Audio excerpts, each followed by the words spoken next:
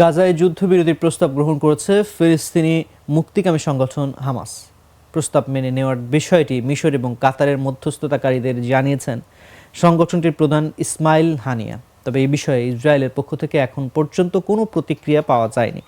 চুক্তিতে রাজি হওয়ার বিষয়ে বিবৃতি দিয়েছে হামাস। বিবৃতিতে বলা হয়েছে, হামাসের রাজনৈতিক শাখার প্রধান ইসমাইল হানিয়া কাতারের প্রধানমন্ত্রী শেখ মোহাম্মদ বিন আব্দুল রহমান আল থানিকে ফোন করে জানিয়েছেন হামাস যুদ্ধবিরতি চুক্তির প্রস্তাব অনুমোদন করেছে।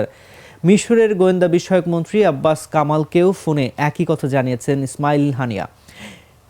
ইসরায়েলি সংবাদ মাধ্যম চ্যানেল 12 এক প্রতিবেদনে বলেছে, মধ্যস্থতাকারীদের কাছ থেকে হামাসের প্রতিক্রিয়া পেয়েছে ইসরায়েল। এটি এখন তারা খতিয়ে দেখছে, পরে আনুষ্ঠানিকভাবে প্রতিক্রিয়া জানাবে। এদিকে যুদ্ধবিরতিতে হামাস রাজি হওয়ার খবরে উচ্ছ্বাস প্রকাশ করেছেন গাজার বাসিন্দারা। রাফা থেকে গাজার এক বাসিন্দা আল জাজিরাকে বলেন, আমরা আশা করি আল্লাহ এটি সহজ করবেন, আমরা আমাদের বাড়ি ফিরে যেতে পারবো।